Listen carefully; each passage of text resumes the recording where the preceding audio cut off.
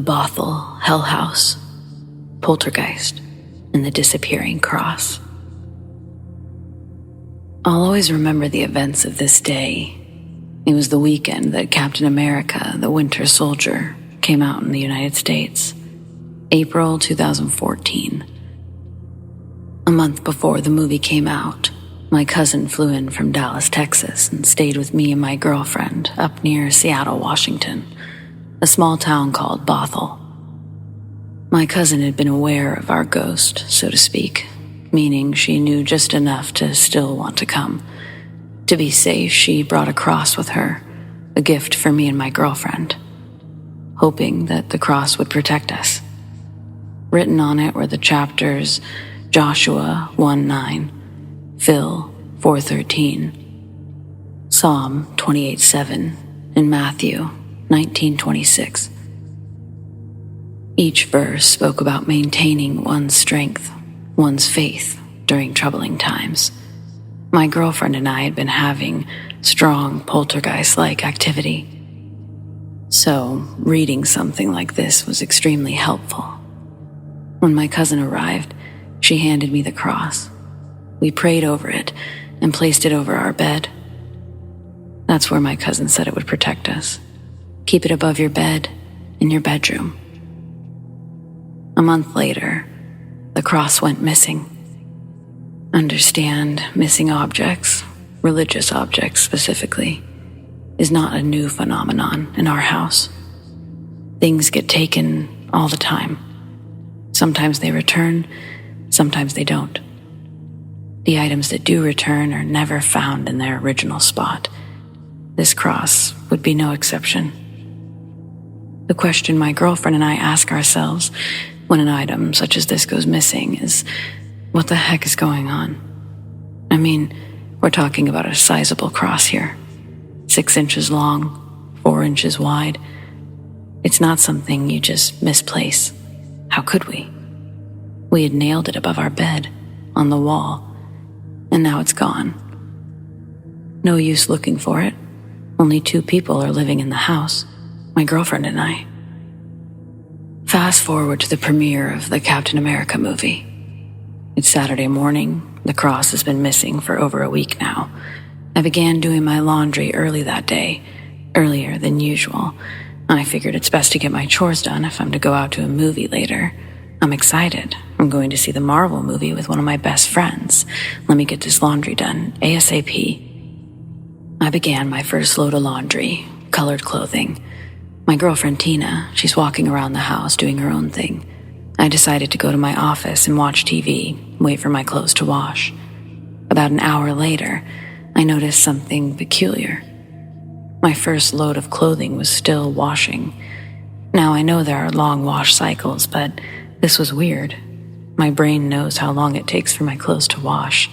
I'm pretty sure I didn't set the washing machine to the long cycle.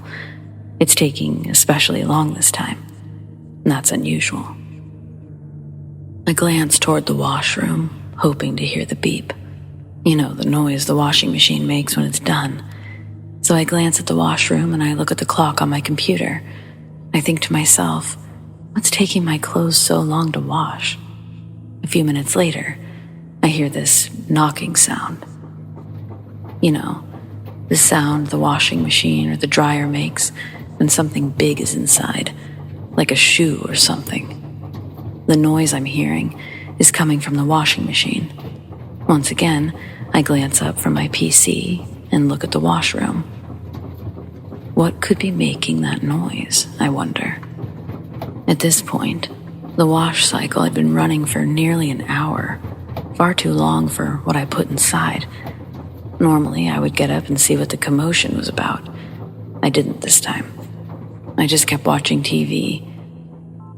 Finally, the washing machine beeps, informing me that the load was complete. Time to remove the clothing. I'm passive as passive can be. No hurry whatsoever as I was pulling out my clothes and tossing them into the dryer. I immediately grab hold of something solid. Not clothing, not shoes, not anything except a metallic wooden cross. I didn't know what it was until I pulled it out of the washing machine. And then there, in my hand, in 2 pieces, is the cross my cousin gave me. Now some might say, well, maybe the cross was in there to begin with. Not so. As I mentioned prior, it would have been heard early on. The thumping noise, I mean. The knocking noise. I heard it, and it began 15 minutes before the washing was complete. Secondly, the washing machine was empty when I used it. Some might say, maybe you accidentally put the cross in the washing machine when you loaded it with clothes. Wrong again. I sorted my clothing carefully, meaning items went into the machine almost one at a time. A cross this size was not going to be grabbed by mistake. Even if it was, I would have heard the bumping noise way sooner than I did. Maybe your girlfriend put it in by mistake. No, my girlfriend was nowhere near the washing machine that day, and I never left my office. The washroom sits right outside my office. She wouldn't stop my wash load regardless. I do my laundry, she does hers. It's important I get those particulars out of the way for fear of people gravitating towards the obvious explanation, and that's understandable. But now, allow me to paint the picture as near perfect as possible, because it hasn't even begun to get weird yet. But in my hand is the cross my cousin gave me. It took a sort of beating in the washing machine. It's broken up now. I then call my girlfriend to the room. We both examine the cross, top to bottom. Here it is again, after being gone for about a week. This cross would disappear and get thrown a few more times before finally being left alone.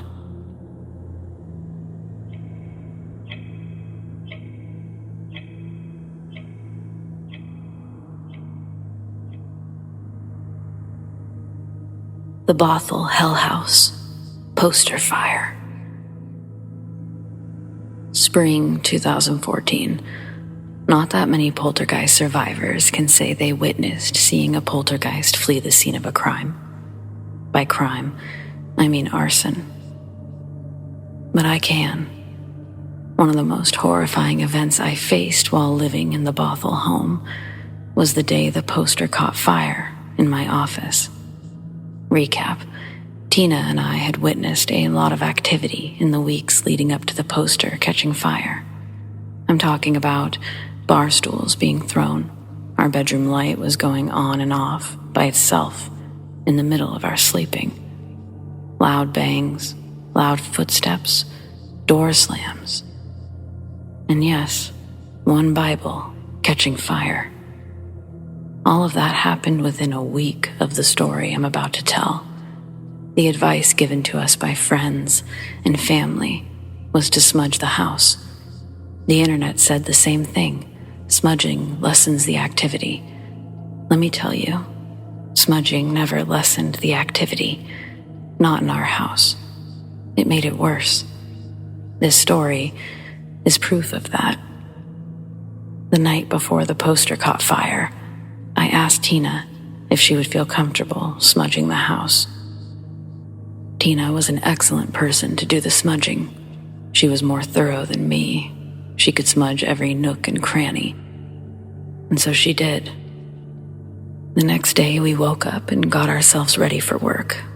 Nothing unusual about that morning, except the house was still smelling like burnt sage, which I thought was a good thing. Your house should smell like sage if you smudged the night before. I later found out that smudging before you go to bed can be dangerous. Extremely dangerous. I compare smudging before going to bed to kicking open a fire ant bed before having a picnic.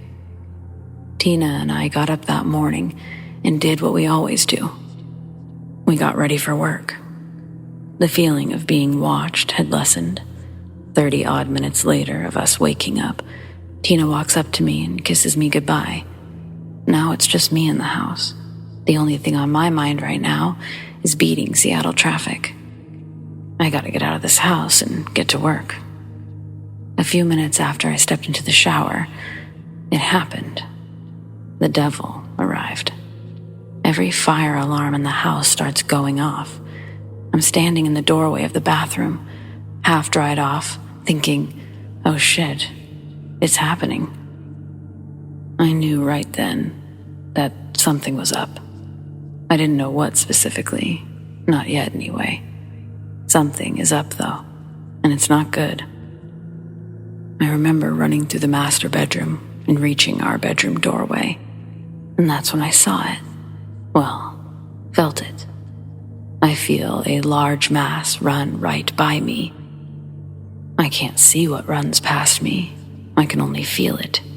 It was huge, taller than me, wider than me. All I could hear besides the fire alarms going off was this loud stomping sound. My eyes and ears turned toward the direction of the stomping noise and followed it downstairs. Suddenly, the front door of the house opens wide and is slammed shut. That is it. The door just opens wide on its own and slams shut. That's when my brain says, give chase, Keith, give chase. But I'm thinking, give chase to what? I still have not determined if someone was in the house. I haven't seen anything. The door just opened and closed on its own. What am I chasing? So I do what my brain says. I run down the stairs and I reach the front door. I should be able to get a good glimpse of the intruder as he's leaving the house. I throw my hand on the doorknob and nothing happens. The front door does not open. Correction, the front door does not budge, not even a centimeter. I must have fought with the doorknob for about 2 seconds before realizing that I had a fire to deal with. Smoke is billowing from my office upstairs. I run to my office and there it is, ladies and gentlemen. There's the fire. The wall behind my computer desk is on fire. The poster, specifically. How many seconds have transpired between the fire alarm going off and where I'm standing now? 30 seconds. The first thing I do to kill the fire is toss my damp towel over it. The fire did not put up a fight. It was gone. I turn and I run downstairs again. The house is filled with smoke. I get to the front door and I try to open the front door again. Nothing. The door will not budge. This is the same door I saw open less than a minute ago. The doorway felt like it had been welded shut. The fire alarms are still wailing in the background. I can taste the chemicals from my burnt poster in my mouth, the smell in my nostrils. And that's when it dawned on me. The house isn't the one that's under attack. I am. Think carefully, Keith. The next few decisions could be your last. What are you gonna do? I was in shock at this stage because I remember the events vaguely at this point. Suddenly, I'm on the phone with the 911 operator. I'm screaming to her that my house is on fire. She's maintaining her level of professionalism, asking me in a calm voice, "What's your address?" Every time I utter my address through the phone, enormous amounts of static breaks out. I'm talking about loud electrical interference. We go through this, I can't hear you. Can you repeat your address? Routine for about 30 seconds. Finally, she gets my address, and in doing so, she lets me know the fire department is on their way. I hang up and call Tina. Thank God she answers. Tina could hear the fire alarm screaming through the phone. I blurt out for her to come back home, to come back to the house. The house is under attack. I hang up. The front door, for reasons I can't explain, finally opened. It opened within seconds of the fire department arriving. How ironic. The firemen dart inside, and at my urging, proceed up towards the office. They said I did a good job of putting the poster fire out. Tina runs into the house a minute after they arrived and grabs me. I was half naked and shaking like a leaf because all I could remember was Tina throwing blankets over me. I'm shivering and shaking like a wet puppy. I'm not afraid to admit that I was crying and quivering like a baby. You would have thought somebody doused me in a tub of ice water, cubes and all. That's how cold I was. The fire department never could determine what caused the fire. Tina and I knew, though. This is the second fire incident that we've experienced. Note, there will be 2 more fire incidents in that house in the coming weeks. When the fire department left, all Tina and I had now was each other. The demons who did this are still here. They're snickering at us. Whatever ran past me in the upstairs hallway had to have been some sort of ringleader. I'll always remember what it felt like when it ran past me, through me. Evil, diabolical evil. Neither one of us could think of a solution to our problem. The only thing left to do now is to contact the Catholic Church. The Catholic Church that, up to this point, has been ignoring us, giving us the runaround. It's the only logical thing to do now, right? Who else can help us? Tina and I looked at each other and we had reached the same conclusion. So, we're marching down to the local parish office, and we're not leaving until someone sees us.